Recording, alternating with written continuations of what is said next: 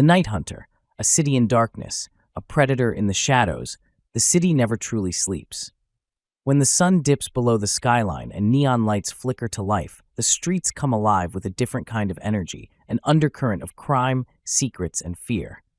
But in the heart of this urban jungle, one shadow moves unseen, striking terror into those who prey upon the weak. They call her the Night Hunter. Nicole had long abandoned the life of a normal woman. By day, she was nothing more than a ghost, blending in with the crowds, unnoticed. But when night fell, she became something else, something feared. Cloaked in black, her movements were precise, her strikes lethal. The criminals of this city had a reason to fear the dark. The chase begins. Nicole perched atop a rooftop, her keen eyes scanning the streets below. Tonight, the city breathed with tension. She had received intel about an arms deal going down near the docks. Something big, something dangerous. A storm was brewing, and she was ready to be the lightning that struck first. A black SUV rolled into the alleyway below, its headlights dimming as a group of heavily armed men stepped out. They weren't amateurs. Their formation was tight, their eyes constantly shifting, but they weren't ready for her. Nicole leaped from the rooftop, her body cutting through the air like a blade. She landed soundlessly behind them, her gloved hands reaching for the twin batons strapped to her back. The moment one of the men turned, she struck, a blur of motion, a sharp crack as his skull met pavement. The others barely had time to react. "Shit! It's her!" one of them shouted, fumbling for his gun. Too slow. Nicole spun, her baton slamming into his wrist with bone-breaking force. He screamed, dropping his weapon, but she was already moving. A brutal kick sent him crashing into the SUV, another one down. The leader of the group, a towering man with a scar across his face, snarled, "You don't know who you're messing with." Nicole tilted her head. "Neither do you." She darted forward, dodging a wild punch, her knees slamming into his gut. The air left his lungs in a violent exhale. Before he could recover, she flipped him over her shoulder, sending him crashing onto the pavement. The last man standing turned to run. Big mistake. Nicole's hand shot out, a throwing knife whizzing through the air, pinning his jacket to a nearby crate. He struggled, gasping as she approached. "Who are you working for?" she demanded, her voice like ice. The man's eyes darted around, looking for an escape that didn't exist. "Yeah, you're too late," he stammered. "The shipment's already on its way." Nicole's blood ran cold. She had miscalculated. She spun, her eyes narrowing. If the weapons were already moving, she had to act fast. A man in the shadows. Across the city, Peter sat in his darkened apartment, the only light coming from the laptop screen before him. A seasoned detective, he had spent the last few years chasing ghosts, criminal syndicates that vanished like smoke, powerful men who operated in the shadows, and at the center of it all was a woman, a whisper, a myth, a force of nature, the Night Hunter. He had followed her trail for months, tracking the bodies she left in her wake, not of innocents, but of monsters who had long evaded justice. The question wasn't whether she was dangerous, it was whether she was on their side. Tonight, he had a lead. His sources had pointed him to the same arms deal she had just intercepted. But unlike her, he wasn't in the habit of leaping off rooftops. His phone buzzed, a text from his informant. "Docks, midnight, you're running out of time." Peter grabbed his gun, slipping it into his holster. If Nicole was already out there, tonight was the night they would finally meet. A collision course. The docks were eerily silent when Nicole arrived. The air was thick with salt and gasoline, the distant hum of a cargo ship rumbling through the night. She moved like a shadow, her footsteps silent against the damp concrete. Then she heard it. Footsteps, deliberate and measured. Someone else was here. She melted into the darkness, watching as a figure emerged from the mist. Peter. Her grip on her baton tightened. She had heard of him, a detective with a reputation for being relentless. If he was here, it meant trouble. He turned his head slightly, as if sensing her presence. "You can come out," he said calmly. "I know you're there." Nicole hesitated. He wasn't armed, at least, not visibly. She stepped forward, the dim light catching the sharp angles of her face. Peter studied her, his expression unreadable. "You're making a lot of enemies," he said. "Sooner or later, they're going to come for you." Nicole smirked. "Let them try." The sound of approaching engines cut through the night. The shipment was here. Nicole and Peter exchanged a glance. For a moment, an unspoken understanding passed between them. Then, chaos erupted. The battle at the docks. Gunfire shattered the silence as masked men poured out of the cargo ship. Nicole dove for cover, rolling behind a stack of crates as bullets whizzed past her head. Peter ducked behind a metal container, cursing under his breath. Nicole's eyes locked onto him. "You brought backup, right?" Peter shook his head. "I was hoping you did," she grinned. "Then let's improvise." She sprang into action, launching herself over the crates, her baton striking with bone-crunching force. Peter followed, taking down an enemy with a well-placed shot. They moved like a well-oiled machine, covering each other, taking out threats with lethal precision. A grenade clattered onto the ground between them. "Move," Nicole shouted, grabbing Peter's arm as they dove behind cover. The explosion rocked the dock, flames licking the air. They emerged from the smoke, bruised but standing. The remaining men, realizing they were outmatched, scrambled to retreat. Nicole turned to Peter, breathing heavily. "You gonna arrest me now?" Peter smirked. "Not tonight." Sirens wailed in the distance. By the time the police arrived, Nicole was already gone, just a shadow in the night, a whisper in the wind. But Peter knew this wasn't over. The hunt had only just begun. The Cipher of Shadows. The rain drummed against the cobblestone streets of Paris, a rhythmic whisper against the city's timeless secrets.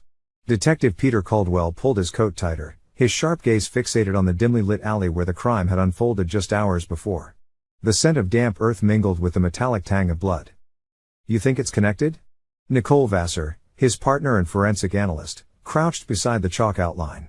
Her keen eyes scanned the scene with surgical precision.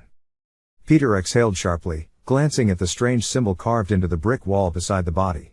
A spiral interwoven with cryptic lettering. "No doubt. This isn't just a murder, it's a message." Nicole stood, brushing the rain from her auburn hair. "Then we need to decipher it. Fast." The victim, Henri Gautier, had been an esteemed historian specializing in lost cryptographic codes.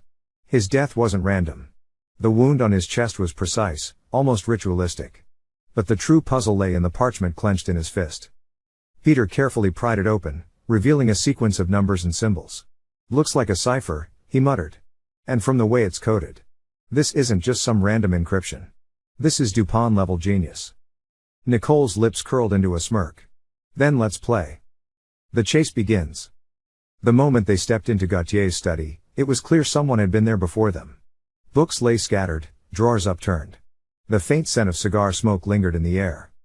Whoever they were looking for something specific, Nicole noted, her fingers tracing the edge of an overturned lamp. Peter scanned the room, then his eyes settled on the old grandfather clock in the corner. It had been moved slightly, exposing a scrap of parchment wedged behind it. He retrieved it carefully.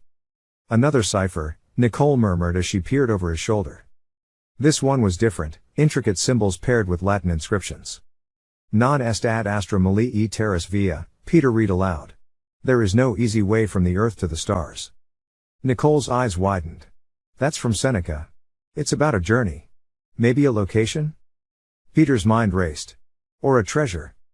A sudden crash from downstairs made them freeze. Footsteps pounded against the wooden floors. Someone was inside. Nicole grabbed the closest weapon, a heavy candlestick holder, while Peter reached for his revolver. They moved in tandem, stepping out into the darkened hallway. A shadow flitted past the doorway, then another crash. Peter bolted forward, gun raised. "Stop. Police." The figure didn't listen. Instead, they lunged through a shattered window, their dark cloak billowing like a phantom's wings before they disappeared into the stormy night. Nicole reached the window just in time to see a black car speed away. They took something. Peter's jaw clenched. "Then we find out what?" The secret of the code. Hours later, they sat in the archives of the Bibliothèque Nationale, the parchment spread across the old wooden table. Rain continued to pelt against the grand windows, casting eerie reflections of flickering candlelight. Nicole traced her fingers along the symbols. "I think I've seen this sequence before. In the Voynich manuscript. It's an unbreakable code." Peter leaned in. "Then we need to think like the one who created it. If Gautier left this for us, it means he knew something. Something big." A librarian approached hesitantly. "You asked about lost cryptographic texts? I found this in the restricted section." She placed an ancient leather-bound book before them. "The Cipher of Shadows," Nicole whispered as she read the title. The pages were filled with encrypted messages dating back centuries. And then, they found it, an exact match to the parchment Gautier had left behind. This is it, Peter exclaimed. A hidden map. Nicole's heart pounded. To what? Peter's eyes darkened. The lost archives of Dupin. The final clue. Their search led them to an abandoned chapel on the outskirts of Paris. The moon cast elongated shadows over the decayed ruins. The air smelled of damp stone and old parchment. Nicole's flashlight flickered across the walls, illuminating engravings similar to the cipher. This is the place. Peter stepped forward, running his fingers along the carvings. We need to align the symbols. They worked together, pressing the ancient stones in sequence. A deep rumble vibrated through the chapel. Dust cascaded from the ceiling as a hidden door creaked open. Nicole swallowed hard. Here we go. Beyond the doorway lay a chamber untouched by time. Shelves lined the walls, filled with manuscripts and artifacts dating back centuries. The archives. Peter breathed. Nicole approached a pedestal at the center, where a single book lay open. This was what Gautier died for. Peter's fingers hovered over the pages. And what others are willing to kill for. A gunshot rang out, shattering the moment. Nicole ducked instinctively as a bullet embedded itself in the stone beside her. We have company. Peter yelled. Figures emerged from the shadows, their faces obscured by masks. The leader stepped forward, his voice like gravel. You should not have come. Peter raised his weapon. Funny, I was about to say the same thing. Chaos erupted. Bullets ricocheted against ancient walls. Nicole grabbed the book and sprinted towards an alternate exit. Peter, move.